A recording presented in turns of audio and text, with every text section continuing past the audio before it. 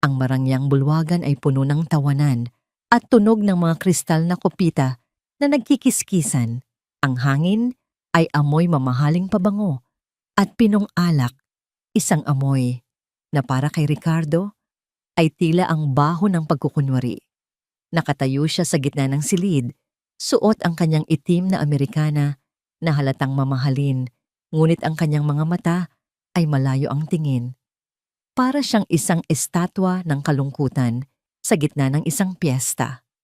55 taong gulang na si Ricardo, isang tramo ng negosyo na iginagalang ng lahat, ngunit sa gabing ito, ang tingin sa kanya ng mga tao ay hindi paghanga, kundi awa. At iyon ang higit na kinasusuklaman niya sa lahat. Lumapit sa kanya si Teresa, ang kanyang nakatatandang kapatid. Ang mukha nito ay puno ng pag-aalala, ngunit may bahid ng inis sa kanyang tono. Hinawakan nito ang braso ni Ricardo ng mahigpit. "Ricardo, tama na," bulong ni Teresa, ngunit ang bawat salita ay parang karayom na tumutusok sa dibdib ng lalaki. 1 taon na ang nakalipas. Kailangan mo nang tanggapin na hindi na siya babalik. Ang mga poster na ipinapaskil mo sa buong lungsod, pinagtatawanan ka na ng mga kasosyo natin. Sinasabi nilang nawawala na ang katinuan mo. Hindi kumibo si Ricardo.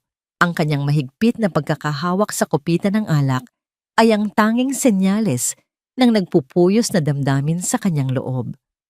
Ang imahe ng kanyang anak na si Leo, ang huling nangiti nito, bago ito nawala sa parke, ay muling gumuhit sa kanyang isipan. Nagpatuloy si Teresa, mas mariin ngayon.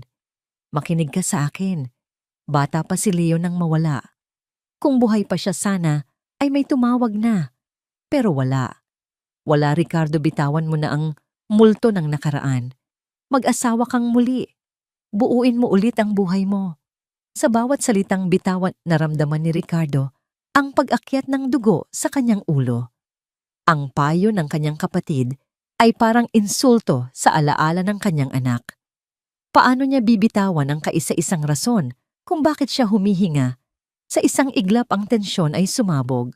Isang matinis na tunog ng nababasag na kristal ang umalingaw-ngaw sa buong bulwagan, dahilan upang tumigil ang musika at ang tawanan ng mga bisita. Ang kopita sa kamay ni Ricardo ay nagkapira-piraso dahil sa higpit ng kanyang pagkakahawak. Ang pulang alak ay tumulo sa kanyang kamay, humalo sa matingkad na pulang dugo mula sa kanyang mga hiwa at pumatak sa makintab na sahig. Natahimik ang lahat. Ang tanging naririnig ay ang mabibigat na paghinga ni Ricardo. Tumingin siya kay Teresa. Ang kanyang mga mata ay nag-aapoy sa galit at sakit. Sa mahina, ngunit madiin na boses sinabi niya, "Huwag na huwag mong sasabihin sa akin. Napatay na ang anak ko hanggat hindi ko nakikita ang kanyang bangkay. Ang batang yon, ang buhay ko, Teresa. At kung susuko ako sa paghahanap sa kanya, para na rin akong nagpakamatay." Bago pa makasagot ang kanyang kapatid, tumalikod si Ricardo at mabilis na naglakad palabas.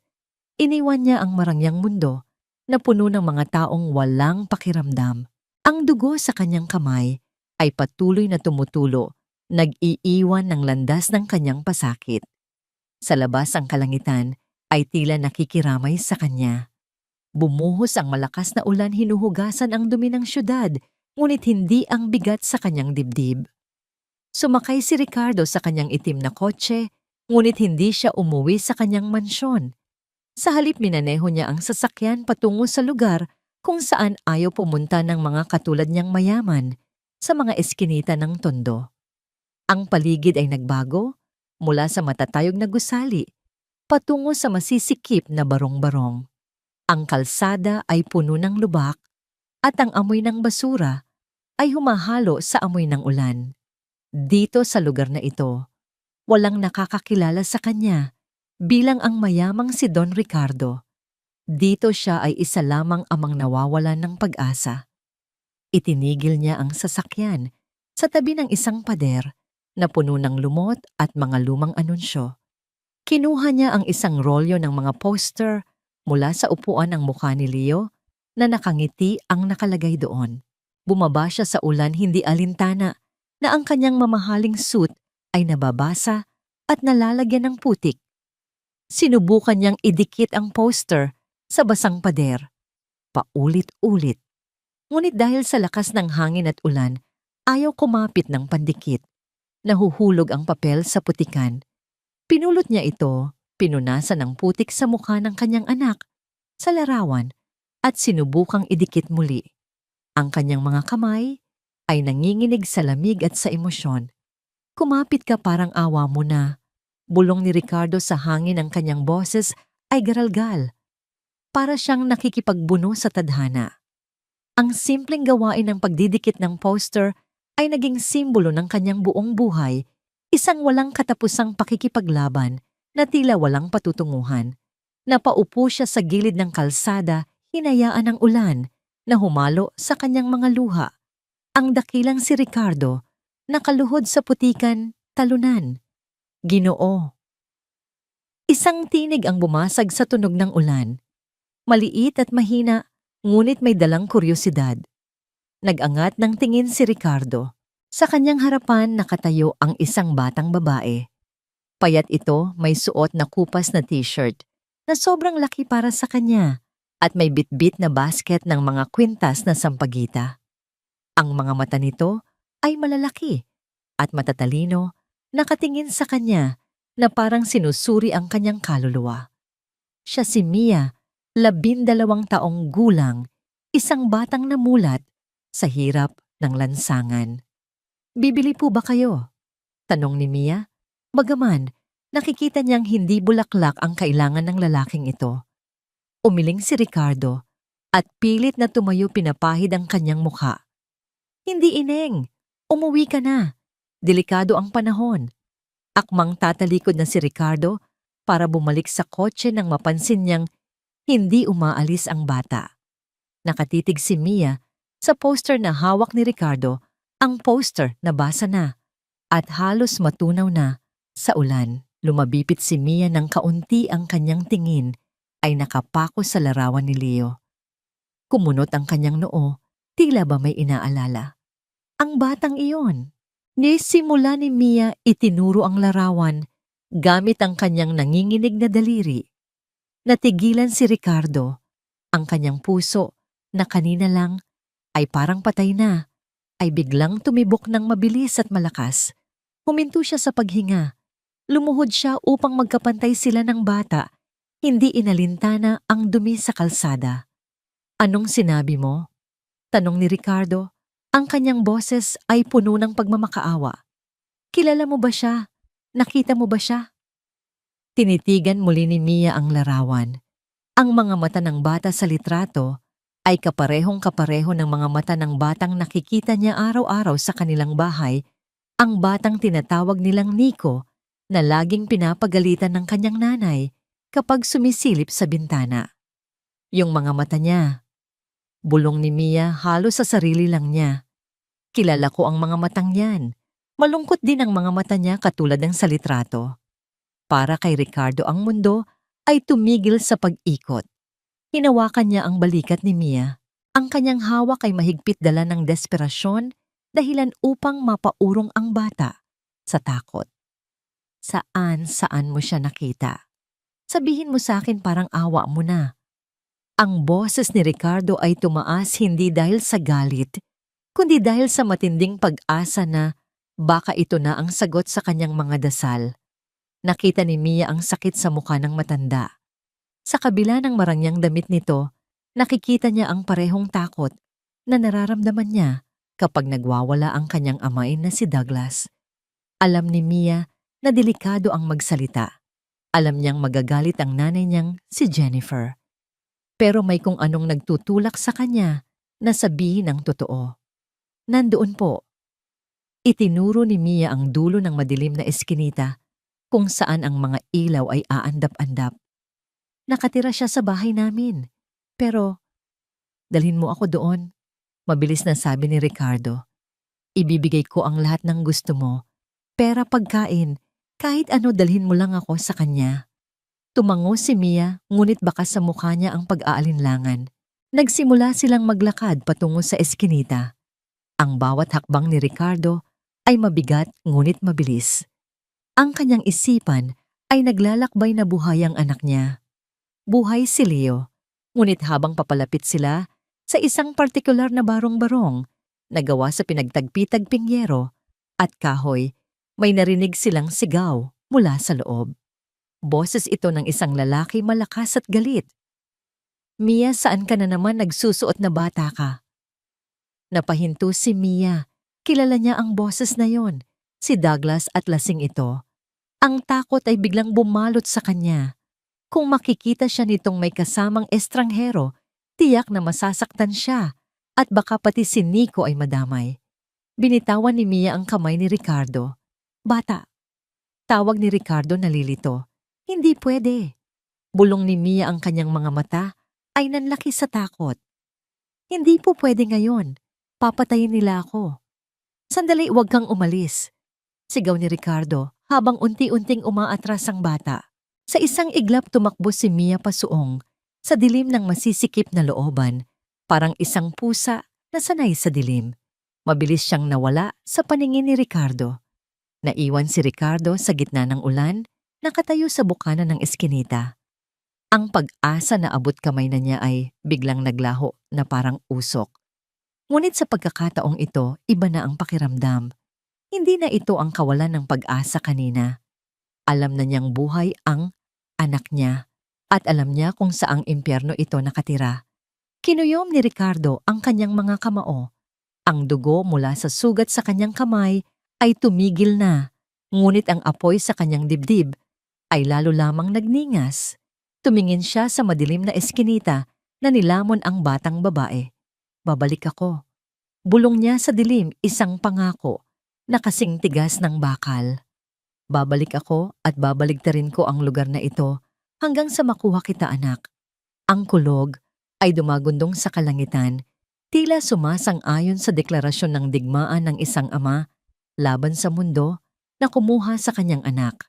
Kinabukasan ng init ng araw ay tila tumatagos sa balat isang matinding kaibahan sa malakas na ulan noong nakaraang gabi.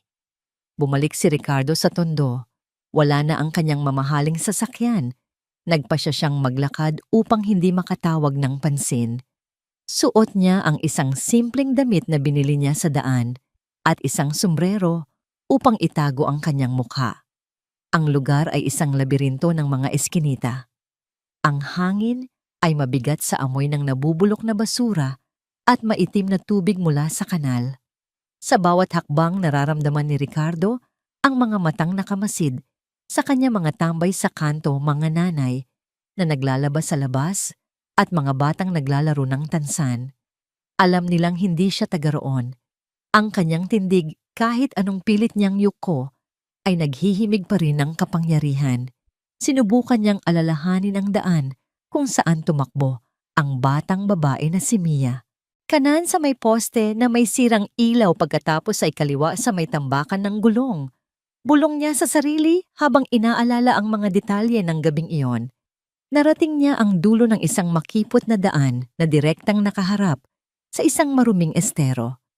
Ang tubig ay itim at halos hindi umaagos dahil sa dami ng plastik. Sa gilid nito, nakatayo ang isang hilera ng mga barong-barong na tila anumang oras ay bibigay at huhulog sa tubig. Napako ang tingin ni Ricardo sa isang partikular na bahay. Ito ay gawa sa pinagtagpi-tagping yero na kinain na ng kalawang at mga plywood na namamaga na dahil sa ulan. Ang pintuan ay may pinturang asul na nagbabalat na.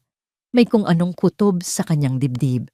Ang pintig ng kanyang puso ay bumilis, tila sinasabi ng kanyang dugo na narito ang kanyang hinahanap.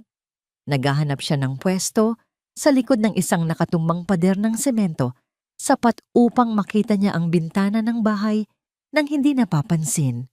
Ang pader ay amoy ihi at lumot, ngunit hindi ininda ni Ricardo ang baho. Ang kanyang buong atensyon ay nakapako sa maliit na bintanang iyon na may rehas na gawa sa kinakalawang na bakal. Ilang minuto ang lumipas na parang mga oras.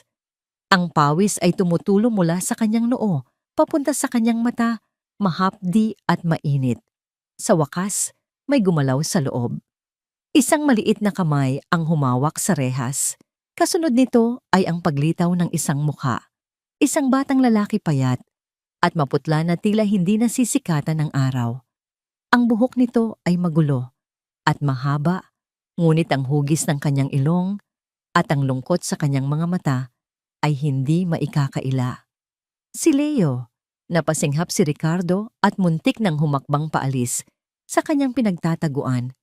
Ang kanyang puso ay parang pinupukpok ng martilyo sa lakas ng kabog. Gusto niyang sumigaw, gusto niyang takbuhin ang distansya at gibain ang pinto, ngunit pinigilan niya ang sarili. Kailangan niyang makasiguro. Nakita niyang may hawak na piraso ng uling ang bata. Pasimple itong gumuhit sa dingding sa tabi ng bintana. Isang bilog, ilang linya, isang kotse. Mahilig sa sasakyan si Leo. Biglang may humablot sa bata, palayo sa bintana. Nico, ilang beses ko bang sasabihin sa'yo na huwag kang dudungaw? Ang boses ay matinis at puno ng galit. Nakita ni Ricardo ang isang babae, si Jennifer. Ang buhok nito ay sabog-sabog at ang kanyang mukha ay puno ng tensyon. Hinawakan niya ang braso ng bata nang mahigpit, pilit na inilalayo sa liwanag. At ano na naman ito? Nagdudumi ka na naman sa pader. Sigaw ni Jennifer, sabay turo sa guhit ng bata. Wala ka talagang utang na loob. Pinapakain kita binibihisan tapos ito ang isusukli mo. Ang tigas ng ulo mo. Nakita ni Ricardo kung paano yumuko ang bata, nanginginig sa takot habang pilit na tinatakpan ang kanyang tenga. Ang tagpong iyon ay parang patalim na bumaon sa dibdib ni Ricardo. Biglang naglaho ang ingay ng tondo sa pandinig ni Ricardo. Ang pumalit ay ang alaala ng isang hapon, isang taon na ang nakararaan. Flashback. Nasa parke sila noon, maliwanag ang araw at ang hangin ay presko. Papatulak mo ako, mas mataas.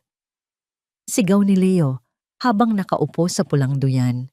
Ang tawa ng bata ay musika sa kanyang pandinig. Ngunit tumunog ang telepono ni Ricardo. Isang tawag mula sa opisina. Isang problema sa kargamento. Saglit lang anak, diyan ka lang.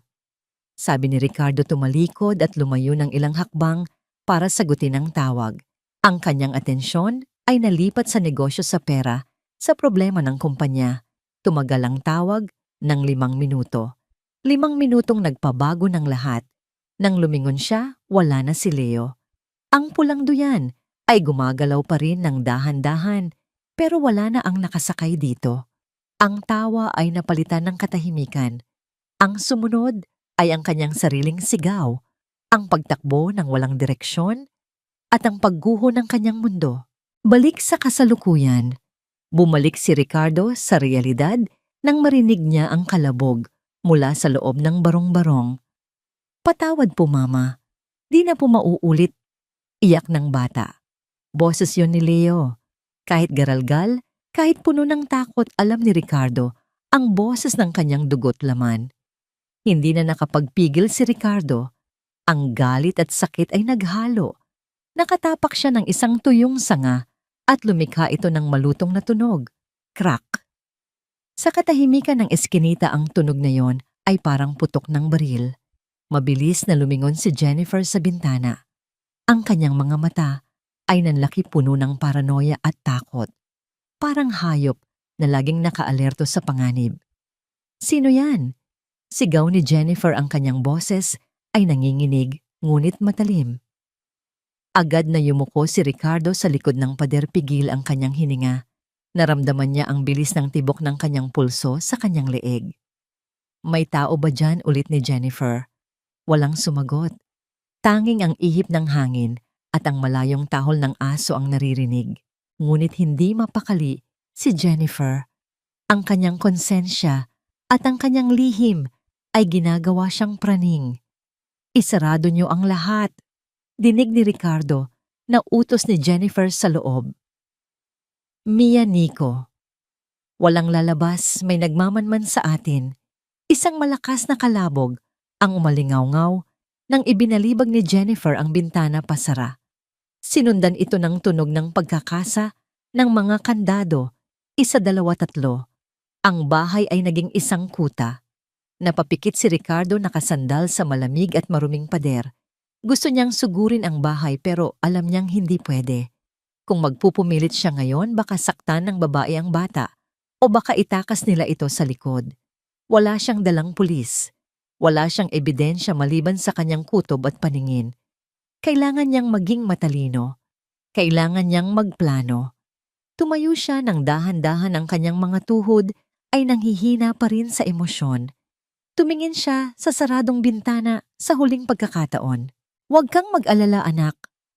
Bulong niya, at sa pagkakataong ito, may kasama ng luha ang kanyang mga mata. "Alam ko na kung nasaan ka. At sa oras na bumalik ako, sisiguraduhin kong walang matitira sa mga kumuha sa'yo." Umurong si Ricardo sa dilim ng eskinita, dala ang bigat ng katotohanan at ang nag-iinit na puot ng isang ama. Ang laro ay nagbago na. Hindi na siya naghahanap ng multo. Nangangaso na siya ng demonyo. Parang pugon ng init sa loob ng barong-barong. Dahil sa takot ni Jennifer na may nakakita kay Nico kahapon, mahigpit na nakasara ang lahat ng bintana at pinto. Walang pumapasok na hangin. Ang amoy ng lumang kahoy pawis at ang matapang na kemikal ng pangkulay sa buhok ay naghahalo-halo dahilan upang maging masakit ito sa ilong. Nakaupo si Mia sa isang sulok tahimik na tinutuhog ang mga bulaklak ng sampagita. Ang kanyang mga daliri ay mabilis at sanay na sanay, ngunit ang kanyang mga mata ay nakatuon sa dalawang tao sa gitna ng silid. Nandoon si Jennifer nakaluhod sa harap ni Leo na tinatawag na nilang Nico ngayon.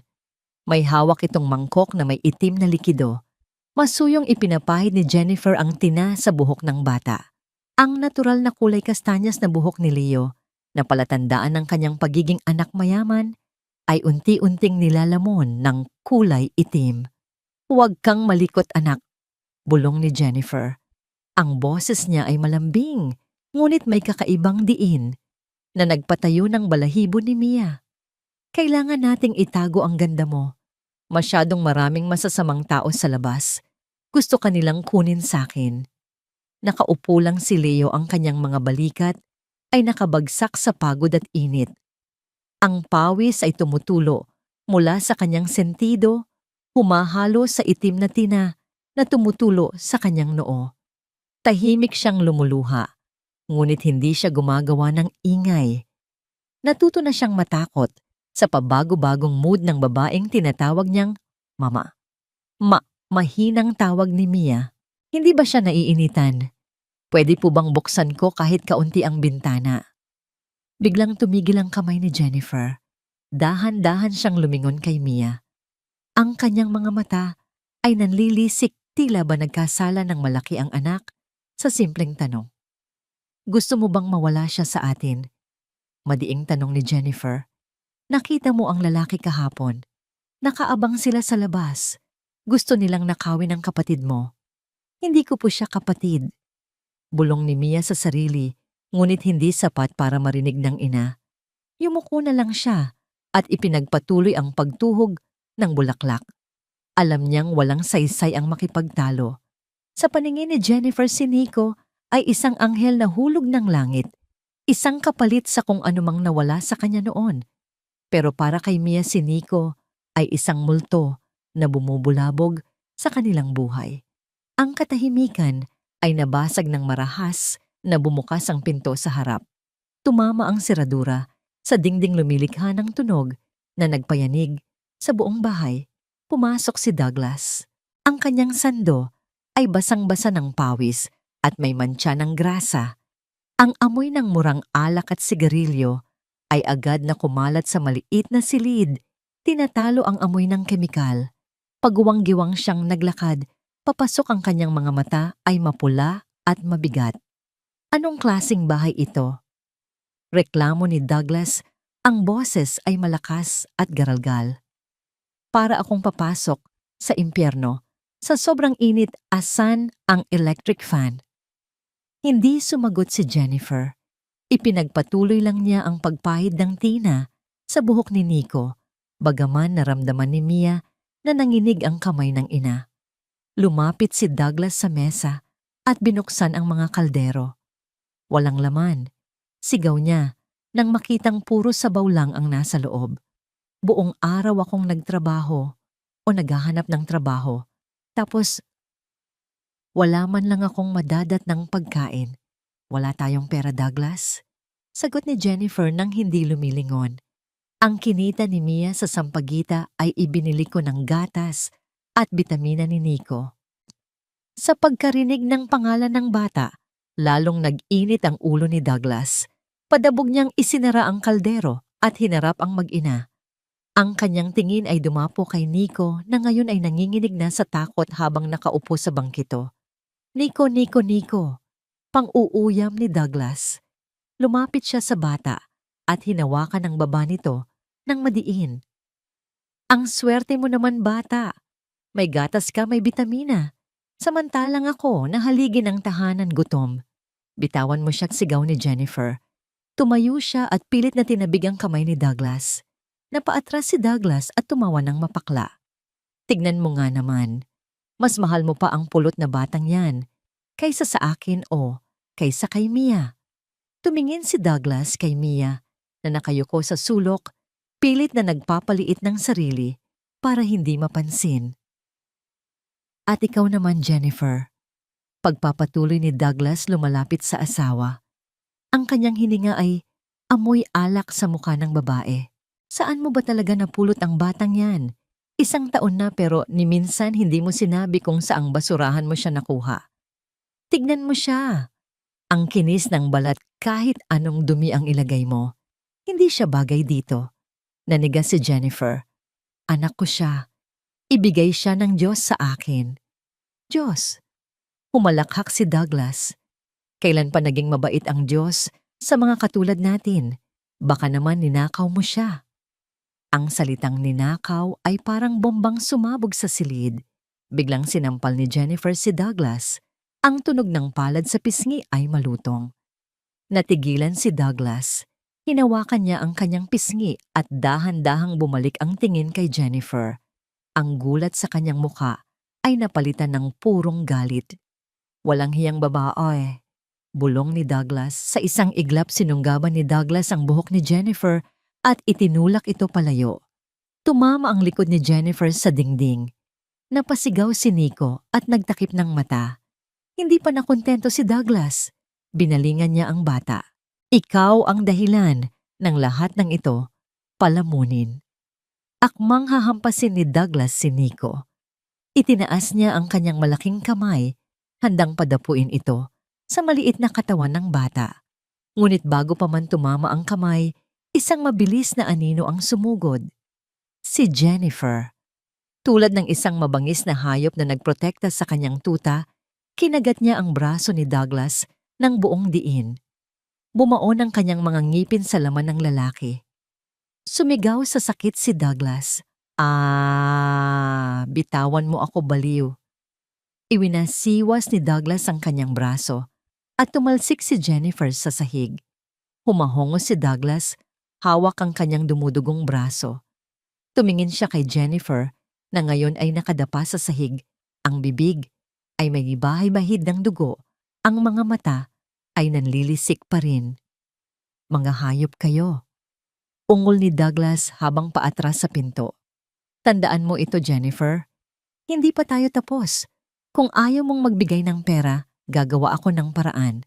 At sisiguraduhin kong pagsisisihan mo ito. Padabog na lumabas si Douglas. Ang pinto ay muling humampas sa hamba. At ang mga yabag nito ay palayo ng palayo hanggang sa mawala. Naiwan ang katahimikan sa loob ng barong-barong maliban sa mabibigat na paghinga ni Jennifer at ang mahinang hikbi ni Nico. Dahan-dahang bumangon si Jennifer. Hindi niya ininda ang sakit ng kanyang katawan. Gumapang siya palapit kay Nico. Hinawakan niya ang mukha ng bata sinuri kung may galos. Ayos ka lang ba, anak ko? Sinaktan ka ba ng masamang lalaking yon?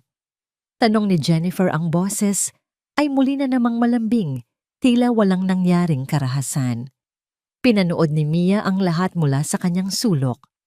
Nakita niya kung paano niyakap ni Jennifer si Nico, kung paano nito inalo ang bata, na parang ito ang pinakamahalagang bagay sa mundo.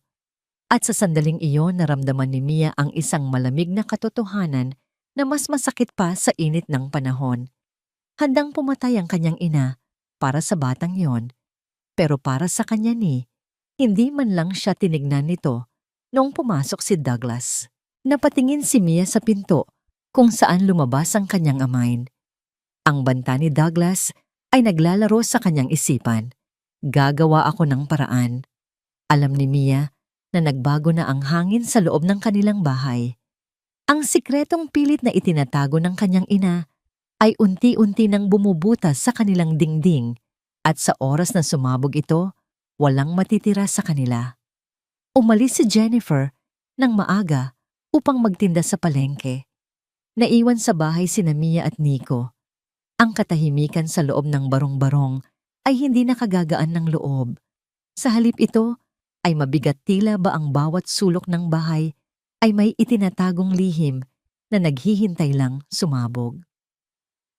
Nakaupo si Nico sa sahig, tahimik na nagpupunas ng mantsa ng tuyo na tumapon kanina. Ang kanyang mga galaw ay maingat, takot na gumawa ng ingay. Ang buhok niyang dating matingkad na kulay kastanyas ay tuluyan ng naging iram dahil sa tina, ngunit ang kanyang balat ay nananatiling maputi at isang bagay na hindi kayang itago ng dumi ng tondo. Pinagmamasdan siya ni Mia habang nagtutupi ng mga nilabhan. Ang mga salita ni Douglas kagabi ay paulit-ulit na umaalingaw-ngaw sa kanyang isipan. Saan mo ba talaga napulot ang batang yan? At ang mukha ng lalaking naka-Amerikana sa labas ng eskinita, ang desperasyon sa mga mata nito ay hindi niya makalimutan. Ibinaba ni Mia ang damit na hawak niya. Lumapit siya kay Nico. Nico, tawag niya ng pabulong. Napatingin ang bata. May takot agad sa mga mata nito, tila naghihintay ng parusa. Huwag kang matakot, mabilis na sabi ni Mia. Umupo siya sa tabi nito. Gusto ko lang magtanong, naalala mo ba ang sinabi mo noon? Yung tungkol sa panaginip mo. Kumunot ang noo ni Nico. Tumingin siya sa pinto, tinitiyak na wala si Jennifer bago siya sumagot. Yung tungkol sa parke? Oo. Pagganyak ni Mia. Ang kanyang puso ay nagsimulang kumabog ng mabilis. Sabi mo may tumatawag sa'yo sa panaginip mo. Sino siya? Yumuko si Nico at pinaglaruan ang basahan sa kanyang kamay. Isang mama. Nakasuot siya ng magandang damit tapos umiiyak siya. Tinatawag niya ako sa pangalang Leo. Napasinghap si Mia. Leo. Yun na ang pangalang nakasulat sa poster na hawak ng lalaki nung isang gabi. Ang mga piraso ng puzzle ay unti-unti nang nabubuo sa kanyang isipan at ang nabubuong larawan ay nakakatakot. May naaalala ka pa ba? Tanong ulit ni Mia. May sasakyan. Dagdag ni Nico, ang kanyang boses ay nanginginig. Isang malaking sasakyang itim, malamig sa loob. Tapos nagising na lang ako dito, kasama si Mama Jennifer. Tumigil ang mundo ni Mia. Ang lalaking nakita niya sa labas ay may dalang itim na sasakyan. Ang lalaking iyon, ang ama ni Nico. At ang kanyang ina, ang kanyang sariling ina, ay nagsisinungaling sa kanilang lahat. Tumayo si Mia. Hindi na sapat ang hinala lang. Kailangan niya ng ebidensya. Diyan ka lang, Nico, utos niya sa bata. Huwag kang lalabas ng kwarto. Babantayan ko sa bintana kung darating si Mama. Tumungo si Mia sa kwarto ni Jennifer. Ito ang lugar na ipinagbabawal sa kanilang lahat. Laging nakakandado ang pinto, ngunit alam ni Mia kung saan itinatago ni Jennifer ang susi sa ilalim ng isang paso ng lantang halaman sa tabi ng pinto. Kinuha niya ang susi. Nanginginig ang kanyang mga kamay habang ipinapasok ito sa seradura. Sa isang klik bumukas ang pinto. Ang kwarto ay madilim at amoy luma. Ang hangin ay halo-halong amoy ng murang pabango ni Jennifer at amoy ng inaamag na kahoy. Pumasok si Mia at dahan-dahang isinara ang pinto sa kanyang likuran. Nagsimula siyang maghalungkat. Binuksan niya ang aparador. Puro lumang damit lang ang nandoon. Tiningnan niya ang ilalim ng kama.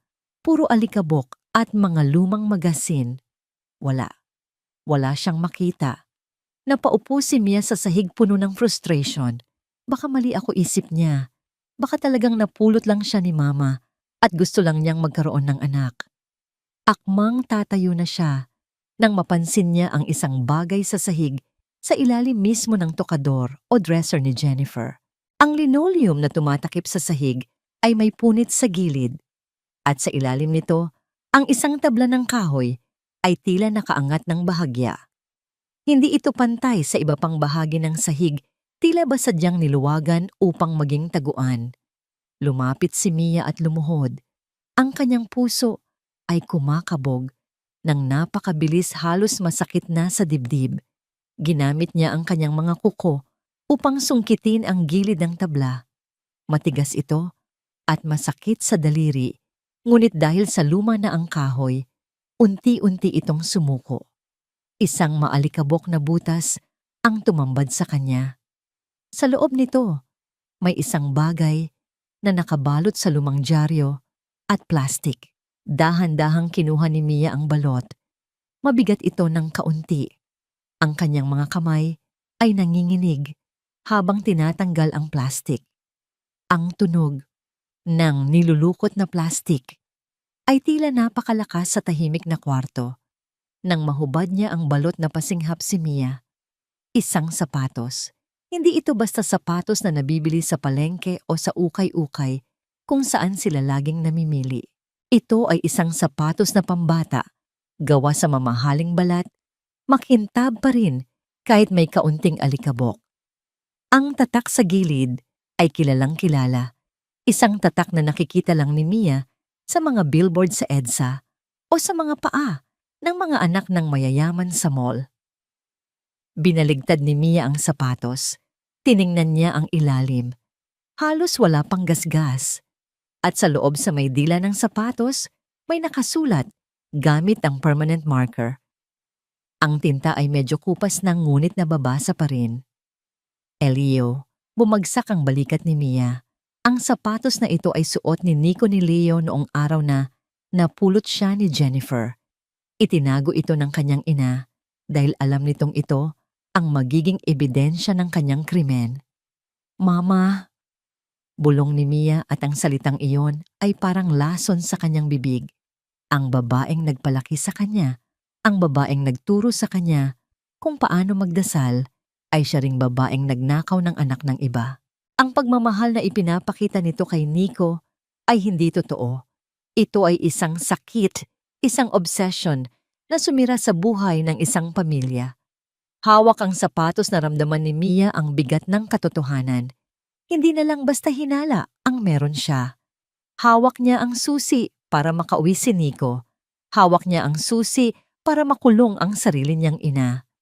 Ang luhang namuo sa kanyang mga mata ay hindi dahil sa lungkot, kundi dahil sa takot at awa. Awa para kay Nico at awa para sa kanyang ina na nawala sa sarili. Akmang ibabalik na sana ni Mia ang sapatos sa taguan upang mag-isip ng susunod na gagawin nang biglang, kriik, narinig niya ang tunog ng pagpihit ng seradura sa pinto sa labas. Ang gate na kinakalawang ay umingit ng malakas.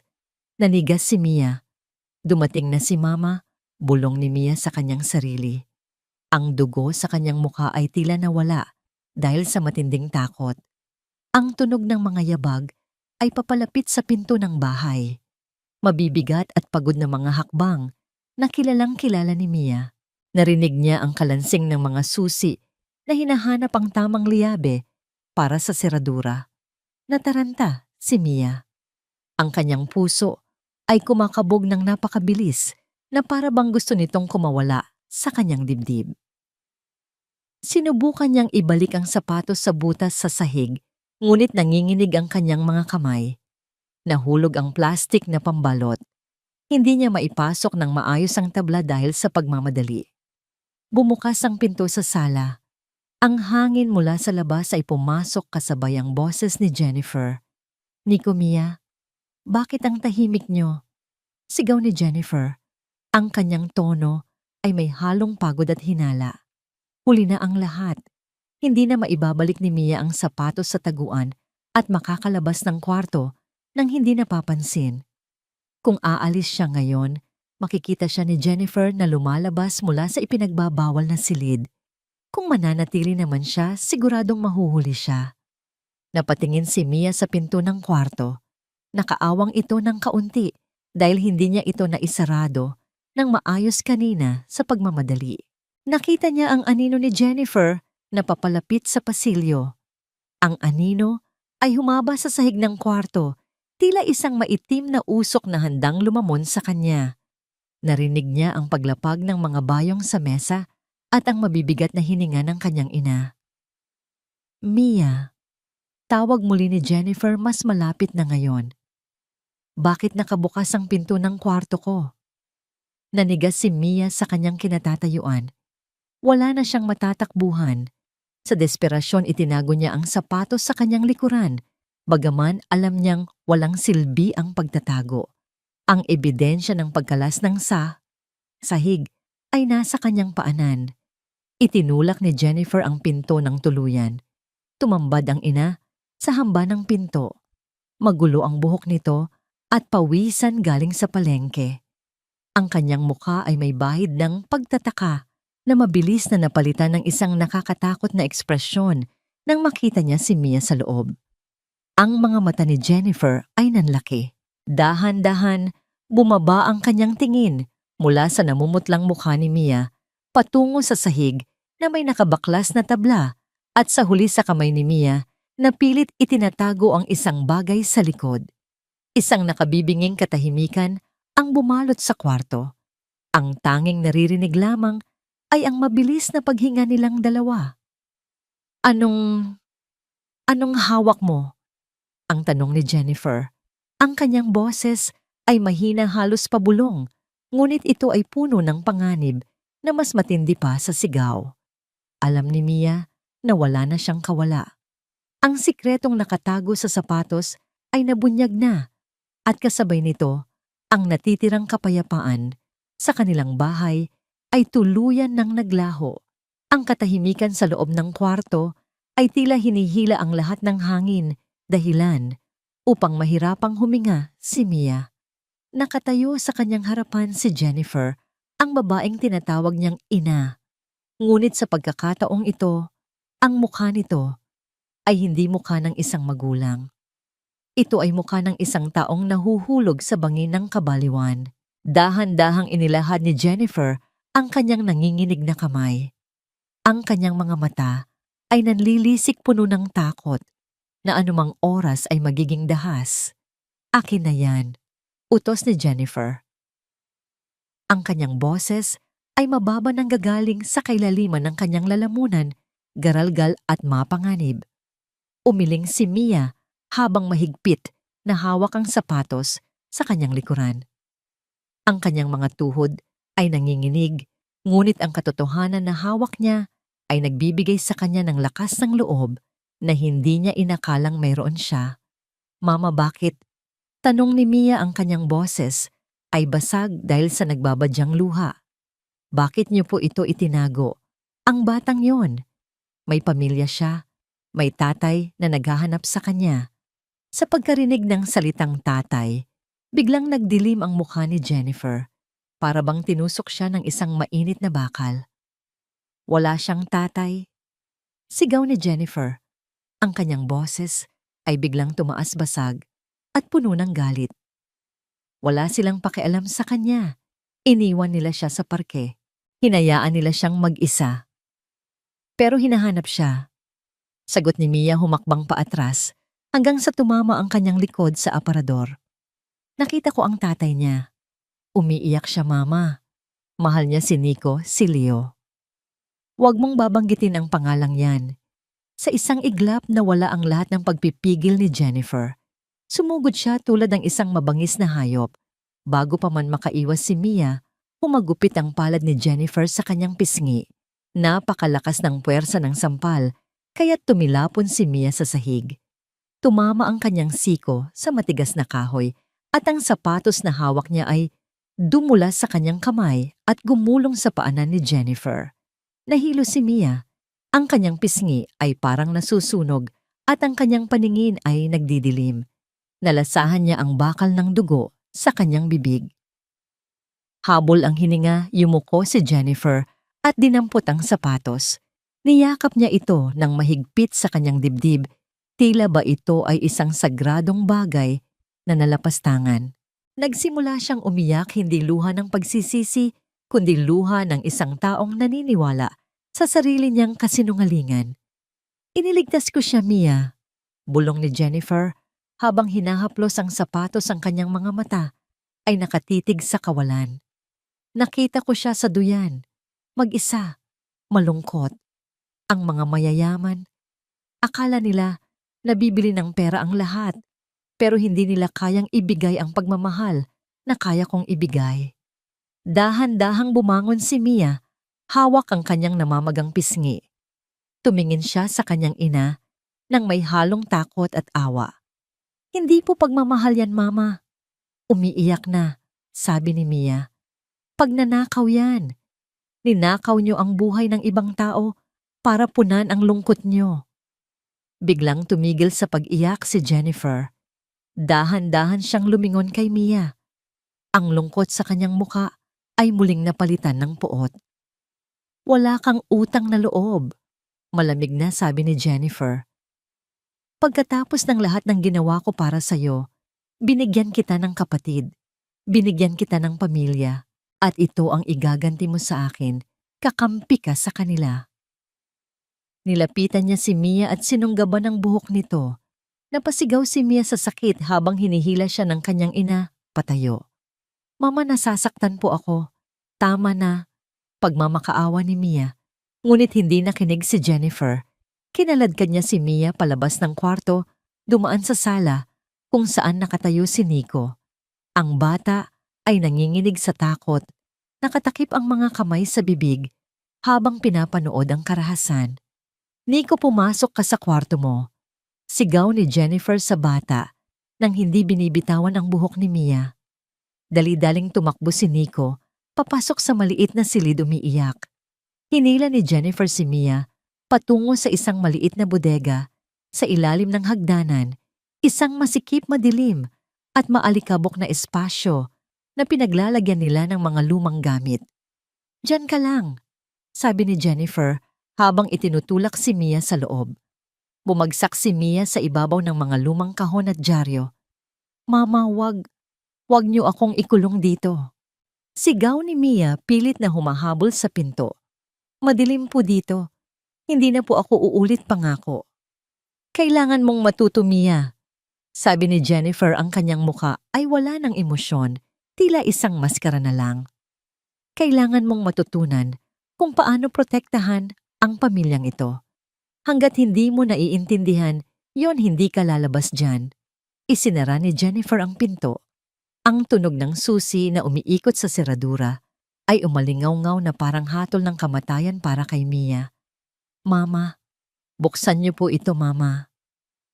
Kinabog ni Mia ang pinto gamit ang kanyang maliliit na kamao, ngunit ang kahoy ay makapal at matibay.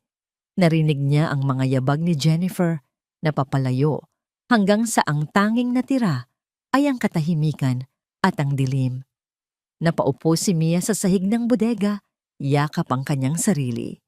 Ang dilim ay bumalot sa kanya siksik at nakasasakal. Ang amoy ng lumang papel at alikabok ay pumuno sa kanyang ilong. Ngunit mas nangingibabaw ang hapdi ng kanyang pisngi at ang pagkadurog ng kanyang puso. Ang babaeng nasa labas ay hindi na ang inang kilala at minahal niya. Napahikbi si Mia, ang kanyang mga luha ay pumapatak sa kanyang maruming damit. Sa maliit na siwang sa ilalim ng pinto Nakikita niya ang anino ng paa ni Jennifer na nakatayo pa rin sa labas, tila isang bantay sa bilangguan. Sa kabilang banda ng pinto, nakasandal ang noo ni Jennifer sa magaspang na kahoy. Ang kanyang dibdib ay mabilis na tumataas baba. Nanginginig ang kanyang mga kamay, hindi dahil sa pagsisisi sa pananakit sa anak, kundi dahil sa adrenaline ng takot na mabunyag ang kanyang sikreto. Para sa atin ito, Mia, bulong ni Jennifer, sa sarili pinaniniwalaan ang sarili niyang kasinungalingan. Maiintindihan mo rin ako balang araw. Huminga siya ng malalim at inayos ang kanyang magulong buhok. Pinahid niya ang luha sa kanyang pisngi at pilit na ipinakita ang isang kalmadong mukha. Lumakad siya pabalik sa sala kung saan naroon si Nico. Ang bata ay nakasiksik sa sulok ng lumang sofa, yakap ang kanyang mga tuhod. Ang mga mata nito ay puno ng takot habang nakatingin sa kanya. Lumapit si Jennifer at lumuhod sa harap ng bata. Ang kanyang nangiti ay pilit at hindi umaabot sa kanyang mga mata. "Nico, anak." Malambing na tawag ni Jennifer. Hinawakan niya ang mukha ng bata. "Huwag kang matakot. May sakit lang sa pag-iisip si Ate Mia mo. Gumagawa siya ng mga kwento dahil masama ang pakiramdam niya." Hindi sumagot si Nico. Ang katawan ng bata ay naninigas sa kanyang hawak pero hindi ito pumalag. Natuto na siyang sumunod upang hindi masaktan. "Kailangan nating disiplinahin si ate para gumaling siya." Patuloy ni Jennifer habang sinusuklay ng kanyang mga daliri ang itim na buhok ng bata. "Pero tayo, okay tayo. Ligtas ka dito kay mama. Walang kukuha sa'yo. Naiintindihan mo ba?" Dahan-dahang tumango si Nico, bagaman ang kanyang mga mata ay nakatitig sa pinto ng bodega kung saan nakakulong si Mia. Tumayo si Jennifer. Ang takot na naramdaman niya kanina ay napalitan ng isang malamig na determinasyon. Pumunta siya sa pintuan sa harap at siniguradong naka-double lock ito. Kumuha siya ng isang mabigat na silya at ibinarang ito sa pinto. Pagkatapos isa-isa niyang ibinaba ang mga kurtina ng bintana, tinatakpan ng bawat siwang na maaaring daanan ng liwanag o ng tingin ng mga tao sa labas. Ang bahay ay naging isang madilim na kuta. Ang hangin ay mabigat at nakasasakal. Sa loob ng bodega, niyakap ni Mia ang kanyang mga tuhod sa gitna ng dilim. Narinig niya ang tunog ng pagkakasa ng mga kandado at ang pagkaladkad ng silya. Alam niyang nagsara na ang mundo para sa kanila. Wala nang lalabas, wala nang papasok. Sila ay nakakulong kasama ang isang baliw at ang oras ay tumatakbo na parang mitya ng dinamita na malapit ng sumabog. Ang hapon ay pabagsak na at ang kalangitan sa tondo ay nagkulay ube at kahel, isang magandang tanawin na hindi tugma sa karumihan ng mga lansangan sa ilalim nito. Sa isang kanto malapit sa bahay ni na Jennifer, nakatambay si Douglas sa harap ng isang tindahan, hawak ang isang baso ng muranggin. Mainit ang ulo ni Douglas. Talo siya sa sugal kanina at ang kanyang mga bulsa ay walang laman, kundi hangin at himulmol. Ang alak ay gumuguhit sa kanyang lalamunan, mainit at mapait, ngunit hindi nito nahuhugasan ang kanyang inis. Iniisip niya kung paano siya makakakuha ng pera kay Jennifer mamaya. Alam niyang may itinatago ang babaeng iyon. Habang hinihitit niya ang kanyang sigarilyo, napadako ang kanyang tingin sa isang poste ng kuryente sa tapat. May bagong nakadikit doon, isang makintab na papel na tila hindi bagay sa maruming pader. Lumapit si Douglas, hinihila ng kanyang kuryosidad. Ang papel ay isang A Missing Person poster. May litrato ng isang batang lalaki na nakangiti, nakasuot ng uniforme ng isang mamahaling paaralan. Binasa niya ang pangalan, Lorenzo Leo, age edad 16, nawawala. Kumunot ang noo ni Douglas, pamilyar ang mukha ng bata. Ang hugis ng ilong, ang kislap sa mga mata, at ang maliit na nunal sa gilid ng leeg, walang duda. Si Nico at ang batang nasa poster ay iisa. Napangisi si Douglas. Ang kanyang nangisi ay hindi dahil sa tuwa, na makakatulong siya sa paghahanap, kundi dahil sa isang maitim na ideya na pumasok sa kanyang utak. Nakita niya ang pangalan ng ama sa ibaba ng poster, Ricardo.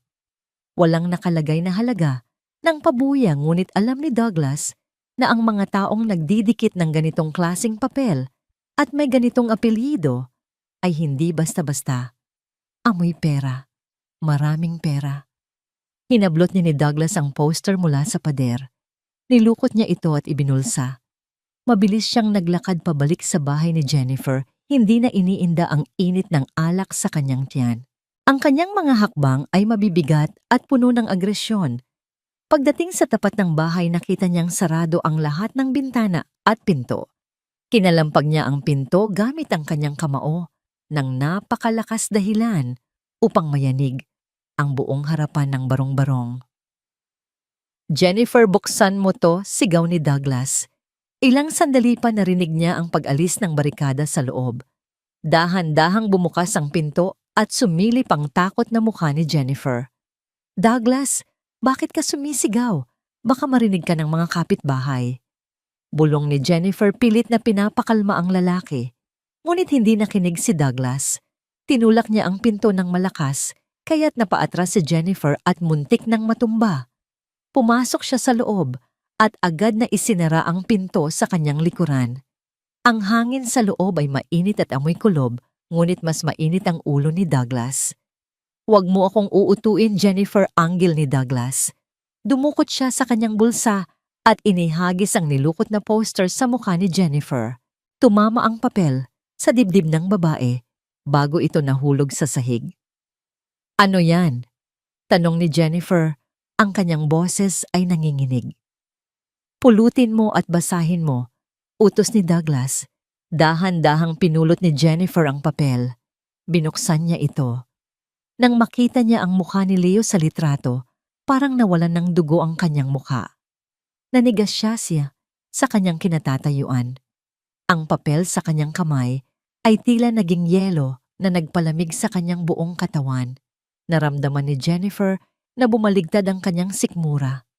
Ang sikretong iningatan niya ng higit sa 1 taon ay nabunyag na sa loob lamang ng 1 segundo. Lumapit si Douglas kay Jennifer, ang kanyang mukha ay puno ng kasakiman. "Huwag mo akong gagawing tanga, Jennifer." Bulong ni Douglas, ang kanyang hininga ay amoy alak at bulok ng ngipin. "Alam ko na ang totoo. Ang batang yan, siya ang nawawalang anak ng isang milyonaryo." Umiling si Jennifer nang mabilis ang mga luha ay nagsimulang tumulo sa kanyang mga mata. "Hindi, mali ka. Anak ko siya. Ibinigay siya sa akin ng Diyos." "Diyos?" Humalakak si Douglas, isang tunog na magaspang at nakakainis. "Hindi Diyos ang nagbigay niyan sa'yo, kundi ang pagkakataon. Ninakaw mo siya." Biglang lumingon si Douglas sa pinto ng kwarto kung saan nakasilip si Nico. Ang bata ay nanginginig, yakap ang sarili. Tiningnan siya ni Douglas, hindi bilang isang tao, kundi bilang isang sako ng pera. "Alam mo ba kung magkano ang halaga ng batang yan?" tanong ni Douglas habang tinuturo si Nico. 500,000, baka higit pa. Siguradong magbabayad ang tatay niya ng kahit magkano, makita lang siya ulit. "Huwag!" sigaw ni Jennifer. Hinawakan niya ang braso ni Douglas at lumuhod sa harap nito. "Parang awa mo na, Douglas. Huwag mong kukunin ang anak ko. Mamamatay ako kapag nawala siya. Gagawin ko ang lahat, huwag mo lang siyang ilayo sa akin." Ngumisi si Douglas. Hinawakan niya ang baba ni Jennifer at puwersahang iniharap sa kanya. "Gagawin mo ang lahat?" tanong niya nang may masamang balak. "Sige, bibigyan kita ng pagpipilian. Alam kong may itinatago kang pera. Yung mga naipon mo sa pagtitinda. Ibigay mo sa akin ang lahat ng iyon." Wala akong malaking pera," iyak ni Jennifer. Nauubos sa gamot at pagkain ni Nico. Tinulak siya ni Douglas palayo. "Kung ganoon, wala tayong pag-uusapan. Bukas na bukas din tatawagan ko ang numerong nasa poster. Ibebenta ko ang bata sa tatay niya. Siguradong matutuwa si Don Ricardo." Hindi wag. Pagmamakaawa ni Jennifer. Gumapang siya at yumakap sa binti ni Douglas. Sinipa siya ni Douglas ng mahina, sapat lang para maalis ang pagkakakapit nito. Pag-isipan mo, Jennifer, pera o ang bata. Mayroon ka lang hanggang bukas ng umaga. Banta ni Douglas.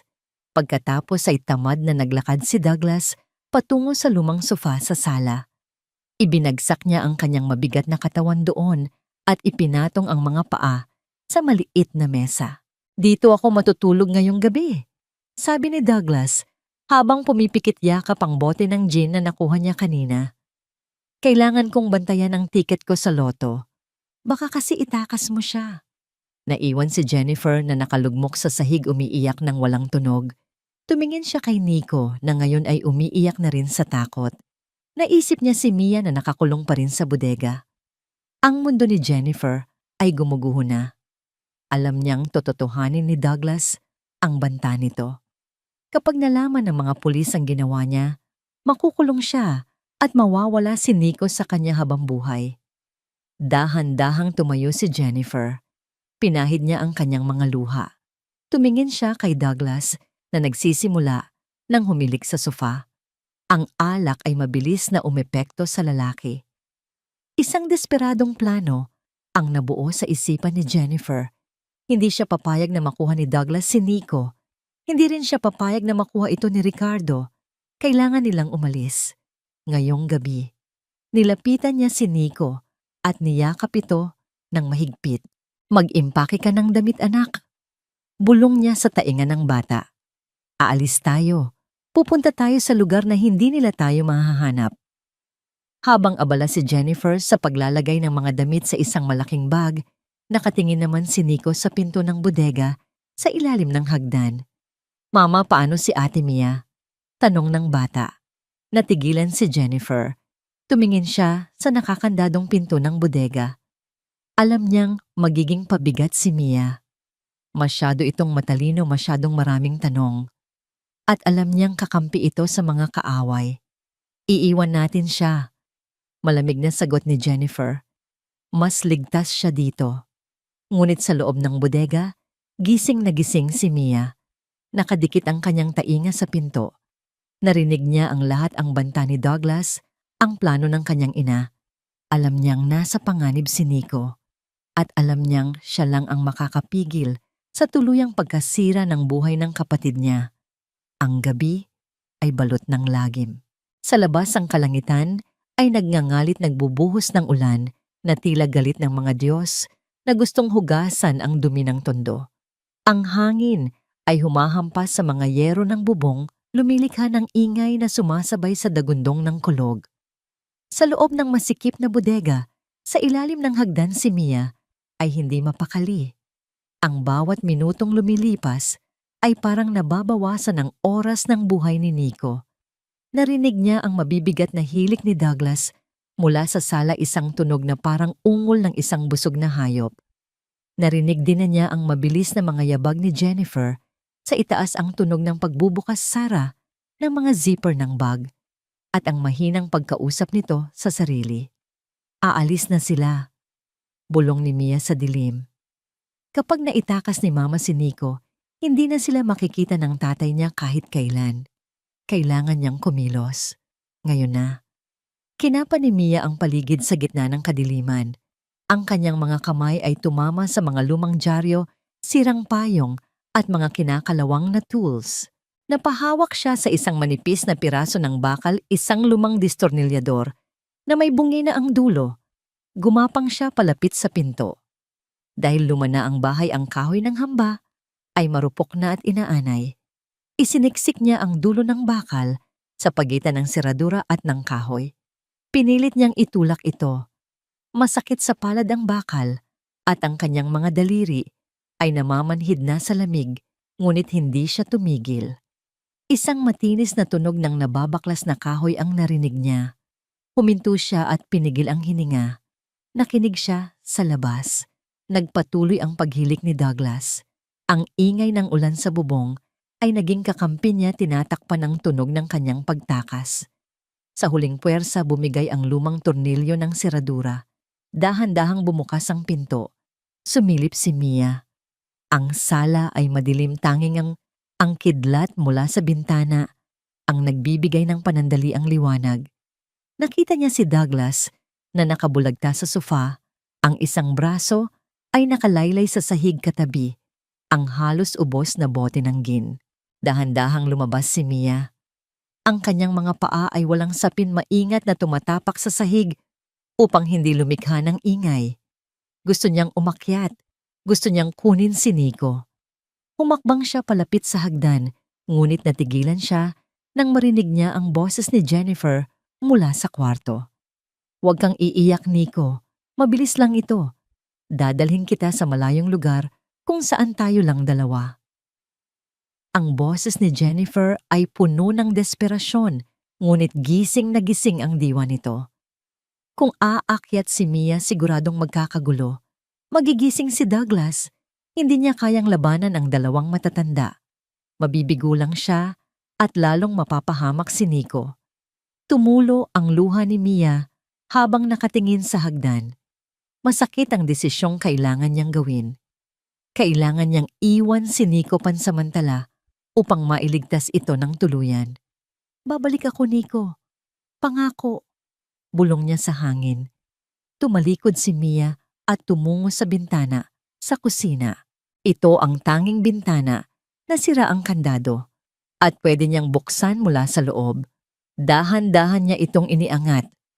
Ang hangin at ulan ay agad na humampas sa kanyang mukha, malamig at basa. Sumampa siya sa bintana at tumalon palabas. Bumagsak siya sa putikan sa likod bahay. Ang lamig ng putik ay tumagos sa kanyang manipis na damit. Mabilis siyang tumayo, hindi iniinda ang gasgas sa kanyang tuhod. Nagsimula siyang tumakbo. Ang mga eskinita ng tondo ay nagmistulang ilog ng itim na tubig. Ang baha ay umaabot na sa kanyang binti-puno ng basura at kung ano-anong dumi. Ang ulan ay parang mga karayom na tumutusok sa kanyang balat. Madulas ang daan at ilang beses siyang nadapa. Ngunit sa bawat pagbagsak ang mukha ni Nico at ang banta ni Douglas ang nagbibigay sa kanya ng lakas para bumangon. "Kailangan ko siyang mahanap," isip ni Mia. Yung lalaki, yung tatay niya. Wala siyang ideya kung saan hahanapin si Ricardo.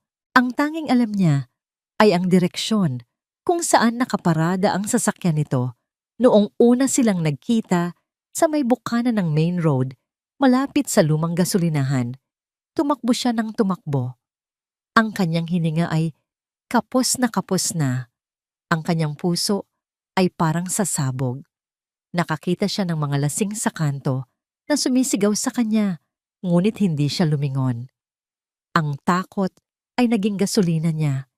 Narating niya ang main road. Malawak ang kalsada at mabilis ang takbo ng mga sasakyan kahit umuulan. Ang mga ilaw ng headlights ay nakasisilaw sa gitna ng dilim. Lumingon-lingon si Mia. Basang-basa na siya, nanginginig at ang kanyang buhok ay nakadikit sa kanyang mukha. Wala siyang makitang itim na kotse. "Nasaan ka na?" Iyak niya, ang kanyang boses ay tinatangay ng hangin. "Parang awa niyo na." Akmang susuko na sana siya nang may mahagip ang kanyang mata. Sa gilid ng kalsada sa tapat ng isang saradong tindahan, may nakaparadang itim na sedan. Naka-hazard lights ito na kumukurap-kurap sa dilim. Si Ricardo. Hindi umalis ang ama. Nanatili ito sa lugar, nagbabantay, umaasang makikita muli ang anak o makakahanap ng tiyempo. Hindi na nag-isip si Mia. Tumakbo siya patawid ng kalsada. Isang truck ang bumusina, ng malakas ang ilaw nito ay bumulag sa kanya, ngunit hindi siya huminto. Muntik na siyang mahagip, ngunit patuloy siya sa pagtakbo patungo sa itim na kotse. Nang makalapit siya, kinalampag niya ang bintana ng driver's seat. "Tulong-tulong." Sigaw niya, bagaman alam niyang hindi siya maririnig sa loob dahil sa lakas ng ulan. Bumukas ang pinto ng kotse. Lumabas si Ricardo, may hawak na payong, ngunit agad din itong tinangay ng hangin. Basa ang kanyang muka at gulat ang rumehistro sa kanyang mga mata nang makilala niya ang batang babae. "Ikaw," sabi ni Ricardo. "Ikaw yung bata nung isang gabi." Hinawakan ni Mia ang basang manggas ng Amerikana ni Ricardo. Ang kanyang mga kamay ay nanginginig at malamig na parang yelo. Ginoo, si Nico, si Leo. Ting humahagulol na, sabi ni Mia. Itatakas na po nila siya. Ibebenta po siya ng tatay-tatayain ko. Nanlaki ang mga mata ni Ricardo. Ang pagbanggit sa pangalang Leo at ang salitang ibibenta ay nagpainit ng kanyang dugo sa kabila ng lamig ng ulan. Hinawakan niya sa balikat si Mia upang patigilin ito sa pag-iyak. Saan? Tanong ni Ricardo. Ang kanyang boses ay matigas at seryoso. Nasaan sila ngayon? Nasa bahay pa po. Sagot ni Mia turo ang direksyon ng eskinita. Nag-iimpake na po si Mama at si Douglas. May patalim po siya. Papatayin niya kami kapag nalaman niyang tumakas ako. Tumingin si Ricardo sa direksyon ng tondo. Ang kanyang mukha ay nagbago. Wala na ang lungkot ng isang ama. Ang pumalit ay ang bagsik ng isang taong handang pumatay para sa kanyang pamilya. Sumakay ka sa kotse, utos ni Ricardo kay Mia. Ituro mo ang daan. Pero, delikado po sila. Babala ni Mia. Binuksan ni Ricardo ang pinto ng passenger seat para kay Mia. Pagkatapos pumunta siya sa likod ng kotse at binuksan ang trunk. Kinuha niya ang isang mahabang bakal, ang tire wrench na pangalis ng gulong. Hinawakan niya ito nang mahigpit, tila sinusubok ang bigat nito. Wala akong pakialam kung gaano sila kadelikado, sabi ni Ricardo habang sumasakay sa driver's seat. Binuhay niya ang makina at ang ugong nito ay parang hayop na nagising. Kahit si Satanas pa ang kaharap ko, kukunin ko ang anak ko ngayong gabi. Tumingin siya kay Mia na ngayon ay nakabaluktot sa upuan dahil sa ginaw. Ginawa mo ang tama, iha, sabi ni Ricardo. Ngayon ako na ang bahala. Pinaharurot ni Ricardo ang sasakyan pasuong sa madilim at maputik na kalsada, pabalik sa lugar kung saan naghihintay ang kanyang anak at ang mga demonyong bumihag dito. Ang ulan ay patuloy sa pagbuhos, ngunit hindi nito kayang patayin ang nag-aapoy na galit ng isang ama. Ang itim na sedan ni Ricardo ay humahagibis sa bahaang kalsada ng tondo. Walang pakialam si Ricardo kung magasgasan ang ilalim ng kanyang mamahaling sasakyan o kung masira ang makina dahil sa tubig. Ang bawat segundong lumilipas ay parang tinik sa kanyang lalamunan. Sa passenger seat, nakabaluktot si Mia, nanginginig sa ginaw at takot. Ang aircon ng sasakyan ay pinatay na ni Ricardo, ngunit ang lamig na nararamdaman ng bata ay nanggagaling sa trauma. Sumulyap si Ricardo sa bata. Nakita niya ang mga pasa sa braso nito at ang namamagang pisngi. Humigpit ang hawak niya sa manibela hanggang sa pumuti ang mga buko ng kanyang daliri.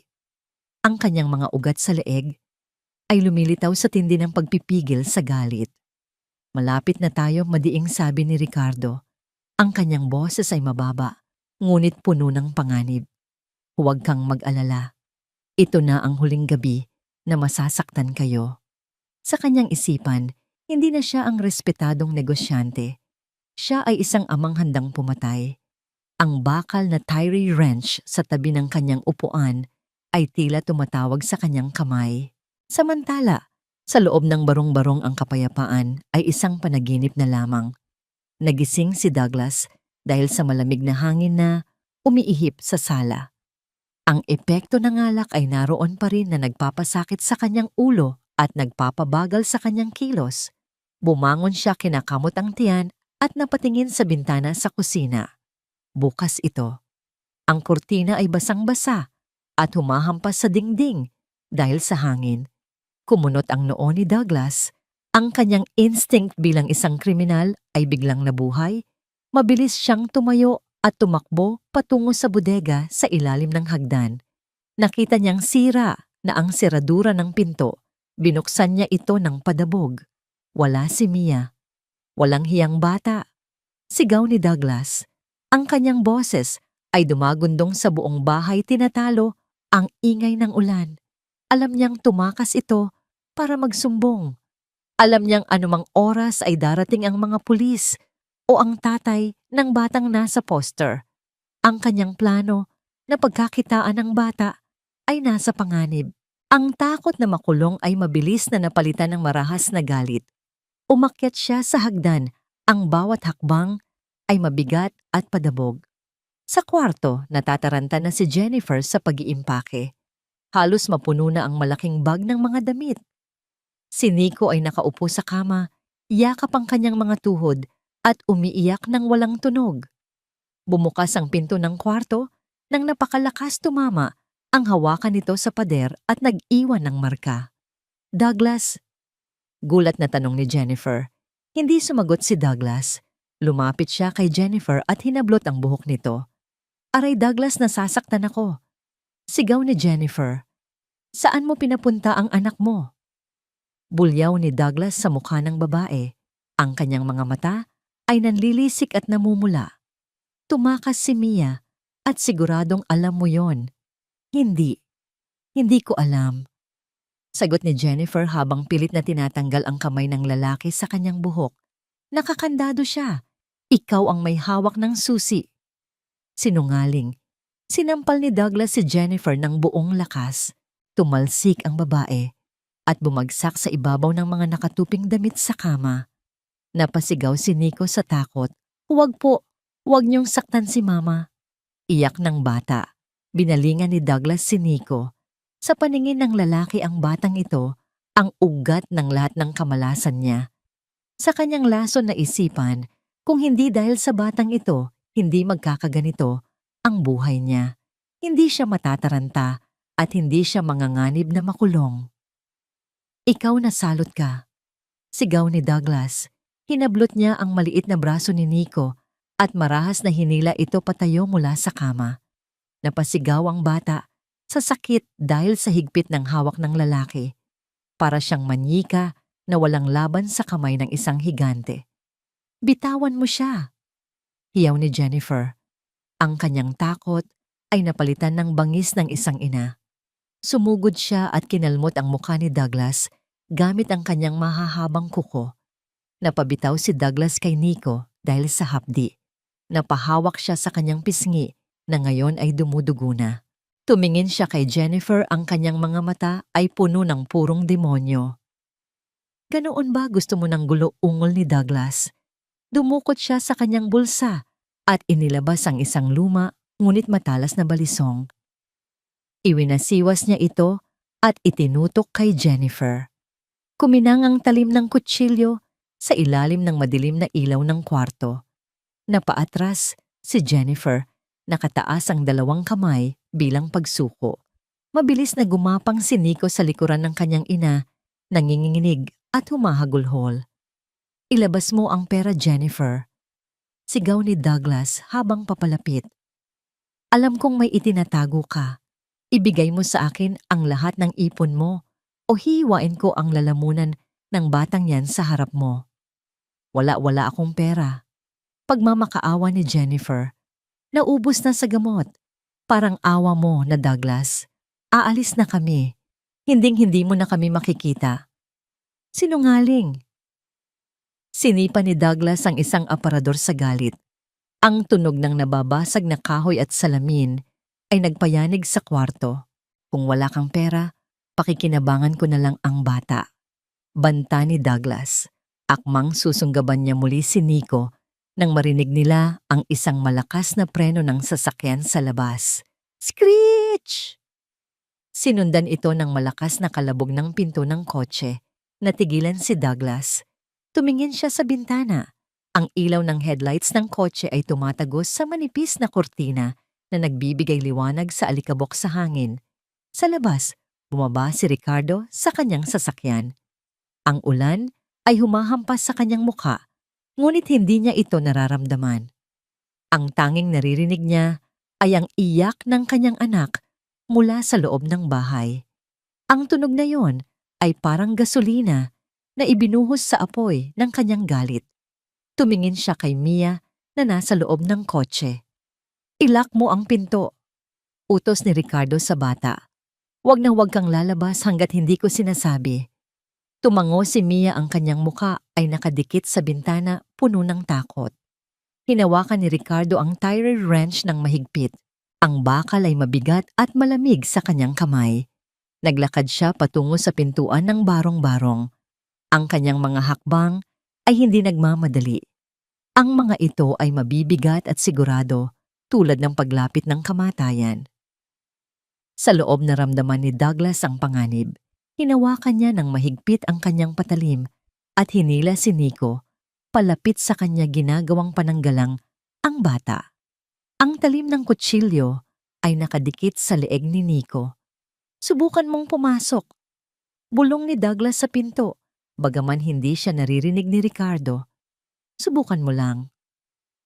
Sa labas, huminto si Ricardo sa tapat ng pinto. Huminga siya ng malalim. Wala nang katok. Wala nang pakiusap. Itinaas niya ang bakal at buong lakas na pinalo ang seradura ng pinto. Ang tunog ng bakal na tumama sa kahoy ay umalingaw-ngaw sa buong tondo hudyat na nagsimula na ang paniningil. Ang pinto ng barong-barong na kanina, pang naghihingalo sa kalumaan, ay tuluyan ng bumigay. Sa huling malakas na hambalos ni Ricardo gamit ang tire wrench, na sira ang seradura at tumilapon ang kahoy na harang. Bumukas ang pinto nang pabalyang tumama sa dingding at lumikha ng tunog na parang kulog sa loob ng maliit na bahay. Pumasok si Ricardo. Ang kanyang anyo ay nakakatakot. Basang-basa ng ulan.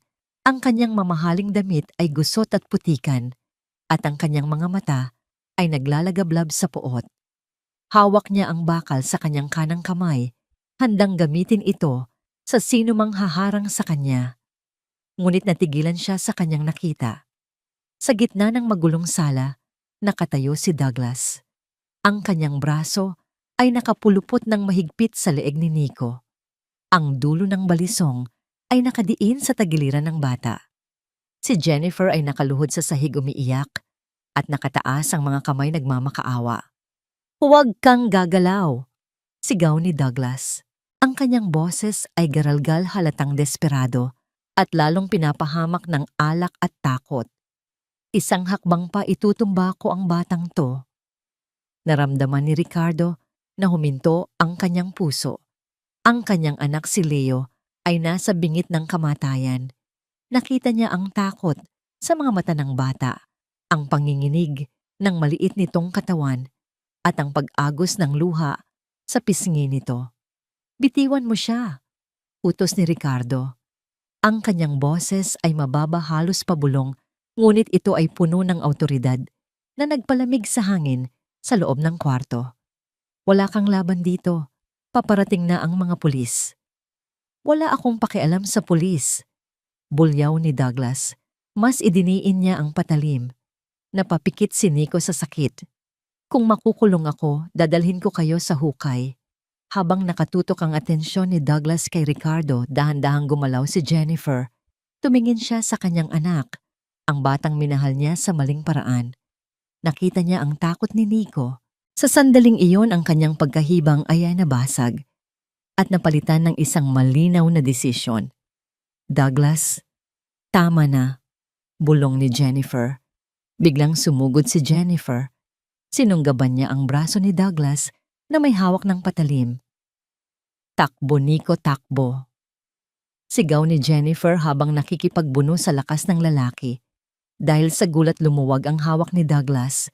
Nakawala si Nico at tumakbo papunta sa sulok ng kwarto. "Walang hiyang babae," sigaw ni Douglas. Siniko niya si Jennifer sa mukha ng buong lakas. Tumalsik ang babae at bumagsak sa sahig na walan ng malay. Ito ang pagkakataong hinihintay ni Ricardo. Sumugod siya tulad ng isang toro. Inihampas niya ang tire wrench pababa. Puntirya ang balikat ni Douglas. Ngunit mabilis ang kriminal. Sanay ito sa mga away kalye. Umiwas si Douglas at sinangga ang bakal gamit ang kanyang braso, sabay unday ng saksak. Nasugatan si Ricardo sa braso. Pumulandit ang dugo, mainit at mapula. Humalo sa ulan na tumutulo sa kanyang katawan. Napadaing siya sa sakit, ngunit ang adrenaline ay nagpamanhid sa kanya. Nagpangbuno ang dalawang lalaki. Bumagsak sila sa maliit na mesa sa gitna ng sala at nagkabasag-basag ito. Nagpagulong-gulong sila sa sahig na puno ng bubog at pira-pirasong kahoy. Si Douglas ay mas bata at mas sanay sa dumi ng lansangan. Sinipa niya si Ricardo sa tiyan dahilan upang mapabitaw ang matanda sa hawak nitong bakal. Gumulong ang tire wrench palayo. Tumayo si Douglas, humahongos, hawak pa rin ang dugoang balisong. Nakahiga si Ricardo sa sahig, humahawak sa kanyang dumudugong braso, habol ang hininga. Sabi ko sa'yo, dadalhin ko kayo sa hukay. Ngisi ni Douglas. Lumapit siya kay Ricardo, handang ibigay ang huling saksak. Ngunit bago pa man siya makalapit, isang maliit na anino ang sumugod mula sa pinto. Si Mia, hindi siya nanatili sa kotse. Nakita niya ang nangyayari at hindi niya kayang panoorin na mamatay ang tsansa ng kapatid niya na maging masaya. Tumalon si Mia sa likod ni Douglas. Kinagat niya ang tainga ng lalaki ng buong diin hanggang sa maramdaman niya ang lasa ng dugo. Sinabunutan niya ito at kinalmot ang mga mata. Bitawan mo ako, demonyong bata. Sigaw ni Douglas sa sakit at gulat. Pilit na inalis ni Douglas si Mia sa kanyang likod. Hinawakan niya ang buhok ng bata at ibinalibag ito sa sahig. Tumama ang ulo ni Mia ng malakas. Nahilo ang bata, ngunit ang kanyang ginawa ay nagbigay ng sapat na oras. Nakabangon na si Ricardo. Ang nakita niyang pananakit kay Mia ay nagbigay sa kanya ng bagong lakas-lakas na hindi galing sa kalamnan, kundi sa puso ng isang ama. Dumampot siya ng isang piraso ng kahoy mula sa nasirang mesa. Nang humarap si Douglas para saksakin siya, mabilis na pinalo ni Ricardo ang kamay ng lalaki. Crack, bumagsak ang balisong sa sahig. Bago pa man makapulot ng sandata si Douglas, sinuntok siya ni Ricardo sa mukha, isang suntok na puno ng puot ng isang taong ninakawan ng anak. Tumumba si Douglas, ngunit hindi tumigil si Ricardo. Pinalo niya ito muli. Sa binti gamit ang kahoy, sinisiguradong hindi na ito makakatayo. Umungol sa sakit si Douglas at namilipit sa sahig talunan. Hinihingal na tumayo si Ricardo. Ang kanyang braso ay patuloy na dumudugo, ngunit hindi niya ito alintana. Tumingin siya sa paligid. Ang bahay ay wasak-wasak.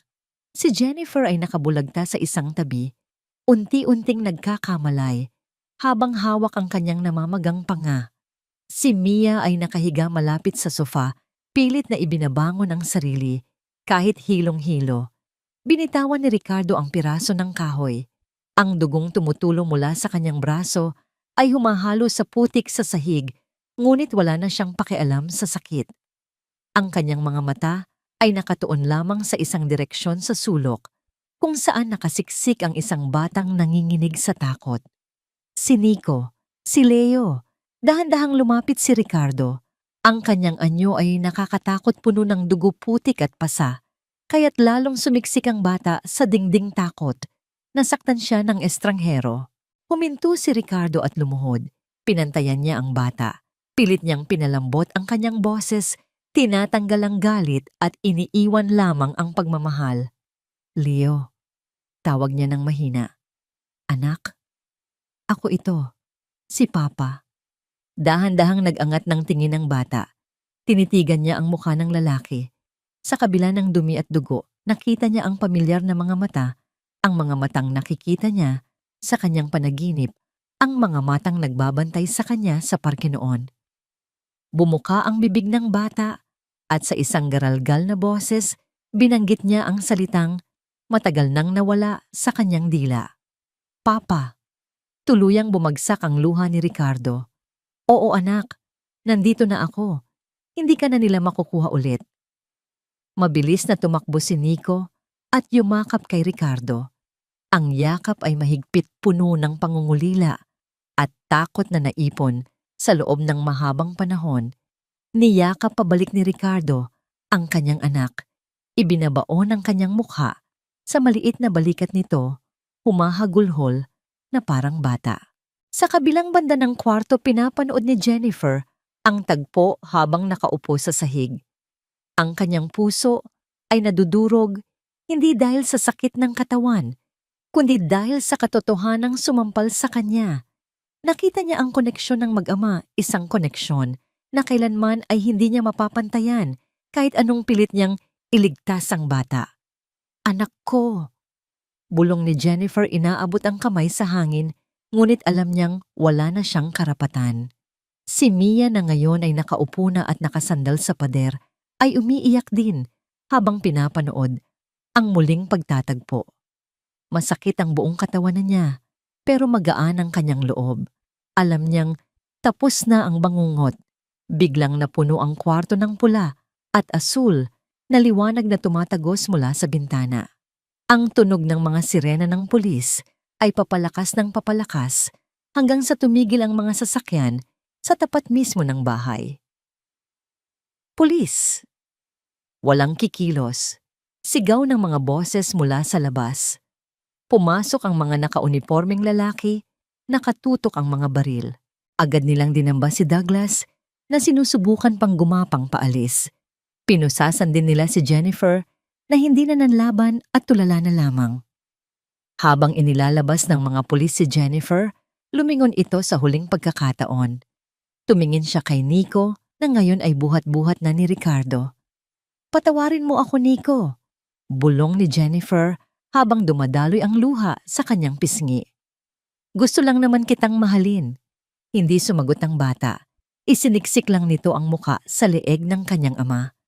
Lumapit ang isang medic kay Ricardo upang tignan ang kanyang sugat, ngunit umiling si Ricardo.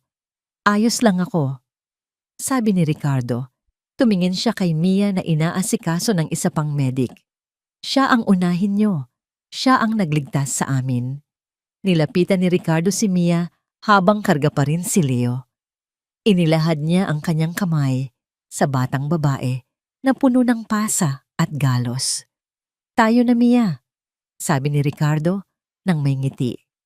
"Umuwi na tayo." Hinawakan ni Mia ang kamay ni Ricardo. Sa kauna-unahang pagkakataon sa kanyang buhay, naramdaman niya ang init ng isang kamay na hindi mananakit kundi magpoprotekta. Lumabas silang tatlo sa wasak na bahay. Sinalubong ng ulan na ngayon ay tumitila na. Ang bagyo ay lumilipas na at sa wakas, tapos na ang mahabang gabi. 6 na buwan na ang nakalipas mula noong gabing iyon ng bagyo sa Tondo. Ang panahon ay nagbago na at ang init ng tag-araw ay pumalit sa lamig ng ulan, ngunit para sa mga taong sangkot sa trahedya, ang mga sugat ay sariwa pa rin sa kanilang mga alaala. Sa loob ng isang malamig at pormal na silid-hukuman, ang katahimikan ay mabigat. Nakaupo si Ricardo sa unang hanay, suot ang isang itim na suit. Sa kanyang tabi ay nakaupo si Mia at si Leo. Hawak ni Ricardo ang kamay ni Leo sa kanyang kanan at ang kamay ni Mia sa kanyang kaliwa. Ang kanyang braso ay may peklat na ngayon, isang permanenteng paalala ng kanyang pakikipaglaban. Sa kabilang panig ng silid, nakatayo si Douglas. Nakaposas ang kanyang mga kamay at paa suot ang kulay kahel na uniporme ng mga bilanggo. Wala na ang angas sa kanyang mukha. Napalitan ito ng takot at pagsuko. Ibinaba ng hukomang hatol, reclusion perpetua o habang buhay na pagkakakulong dahil sa kidnapping at tangkang pagpatay. Nang ilabas si Douglas ng mga gwardya, hindi siya lumingon. Tinanggap niya ang kanyang kapalaran ng nakayuko. Sumunod na tinawag si Jennifer. Iba ang kanyang anyo. Payat na payat siya at ang kanyang mga mata ay tulala nakatingin sa malayo na tila may ibang mundong nakikita. Hindi siya ipinadala sa kulungan. Batay sa pagsusuri ng mga doktor, ang kanyang pagkahibang ay bunga ng isang malalim na trauma at sakit sa pag-iisip. Ipinag-utos ng korte na dalhin siya sa isang mental institution upang gamutin. Nang dumaan si Jennifer sa tapat ni Mia, huminto ito sandali. Tumingin siya kay Leo, pagkatapos ay kay Mia. May bahagyang kislap ng pagkakilala sa kanyang mga mata. "Ingatan niyo sila," bulong ni Jennifer sa hangin, hindi kay Ricardo, kundi sa kanyang sariling mga multo. Napaluha si Mia. Mahigpit niyang hinawakan ang laylayan ng kanyang bestida. Galit ang nararamdaman niya noon, ngunit ngayon, Habang pinapanood ang babaeng nagpalaki sa kanya na inilalayo ng mga nurse, awa na lang ang natitira sa kanyang puso. Paalam mama, bulong ni Mia. Sana mahanap mo ang kapayapaan na hindi mo nakuha sa amin. Paglabas ng korte, sinalubong sila ng sikat ng araw. Huminga ng malalim si Ricardo. Sa wakas, tapos na ang legal na laban. Ngayon naman ay ang pagbuo ng tunay na buhay. Lumipas ang ilang linggo at ang mansyon ni Ricardo, na dati ay parang isang museyong walang buhay, ay nagkaroon ng bagong kulay. Sa kusina, abala si Mia. Hindi na siya ang batang gusgusin na nagtitinda ng sampagita. Malinis na ang kanyang damit, maayos ang kanyang buhok, at bumalik na ang kulay sa kanyang mga pisngi. Nasa harap siya ng kalan, naghahalo ng niluluto sa isang malaking kawali. Ang amoy ng toyo, suka, bawang at laurel ay pumuno sa buong bahay. Ito ay amoy ng simpleng adobo, isang pagkain na malayo sa mga steak at caviar na nakasanayan ni Ricardo, ngunit para sa kanila, ito ang amoy ng tahanan. Pumasok si Ricardo sa kusina, galing sa trabaho. Hindi na siya nagtatagal sa opisina ngayon. Mas gusto niyang umuwi ng maaga. Ang bango naman yan. Nakangiting bati ni Ricardo. Lumingon si Mia at ngumiti. Malapit na po ito, Papa. Maupo na po kayo. Sa sala nakadapa si Leo sa malambot na carpet. May hawak siyang mga colored pencils at isang malaking sketchpad. Hindi na itim at uling ang gamit niya. Puno na ng kulay ang kanyang mga guhit. Gumuguhit siya ng isang malaking bahay na may 3 tao sa harap. Isang tatay, isang kuya, at isang ate. Leo, kakain na. Tawag ni Ricardo. Agad na tumayo ang bata at tumakbo papunta sa hapagkainan. Masigla na siya ngayon, malayo sa batang takot at nanginginig sa sulok ng barong-barong. Umupo silang 3 sa hapag. Walang mga katulong na nagsisilbi. Si Mia ang naglagay ng kanin sa plato ni Ricardo. At si Ricardo naman ang naghiwa ng karne para kay Leo. Tahimik silang kumain sandali. Ninanamnam ni Ricardo ang lasa ng adobo. Maalat-alat, maasim-asim, perpekto. Tumingin siya sa paligid. Ang malaking chandelier sa itaas ay nagbibigay ng mainit na liwanag. Ang mga pader na dati ay nakakabingi sa katahimikan, ay ngayon ay puno ng kwentuhan ni Mia at Leo tungkol sa kanilang bagong paaralan. Papa, tawag ni Mia. Tumigil siya sa pagkain at tumingin kay Ricardo ng seryoso. Salamat po. Ibinaba ni Ricardo ang kanyang kutsara. Para saan, anak? Dahil tinanggap niyo po ako. Sagot ni Mia, ang kanyang boses ay bahagyang nanginginig. Kahit hindi niyo naman po ako kaano-ano, kahit anak lang ako ng babaeng kumuha kay Leo. Inabot ni Ricardo ang kamay ni Mia sa ibabaw ng mesa. Ang kamay ng bata ay wala ng dumi ng tondo, pero nandoon pa rin ang mga maliliit na peklat ng kanyang nakaraan. Mia, makinig ka, sabi ni Ricardo nang may diin. Noong gabing iyon sa ulan, noong tumalon ka sa bintana at tumakbo ka para iligtas ang kapatid mo, noong oras na yon naging anak na kita. Hindi dugo ang nagdidikta ng pamilya, Mia. Ang pamilya ay ang mga taong handang masaktan at lumaban para sa'yo. Tumingin si Ricardo kay Leo na nakangiti sa kanilang dalawa na may mantsa ng sarsa sa bibig. Kayo ang nagligtas sa akin, patuloy ni Ricardo. Kung wala kayo, isa lang akong matandang mayaman na namamatay sa lungkot sa loob ng malaking bahay na ito. Tumayo si Mia at niyakap si Ricardo. Sumali si Leo sa yakapan, pinagigitnaan nila ang kanilang ama. Sa labas ng bintana, ang buwan ay maliwanag. Wala ng bagyo, wala ng ulan. Ang mga anino ng nakaraan ay tuluyan ng nilusaw ng liwanag ng pagmamahal sa loob ng tahanan. Napatingin si Ricardo sa larawan ng kanyang yumaong asawa na nakasabit sa dingding. Sa kanyang isip, alam niyang nakangiti ito. Buo na ulit sila. Hindi sa paraang inaasahan niya, kundi sa paraang ibinigay ng tadhana. Mas magulo, mas masakit, pero mas totoo at mas matibay. Kain na tayo, sabi ni Ricardo, habang pinapahira ng luha sa kanyang mata. Lalamig ang masarap na luto ng anak ko. At sa simpleng hapungang iyon, sa pagitan ng tawanan at tunog ng mga kubyertos, natagpuan nila ang happy ending na hindi matatagpuan sa anumang libro, kundi sa puso ng mga taong pinili ang magmahal sa kabila ng lahat.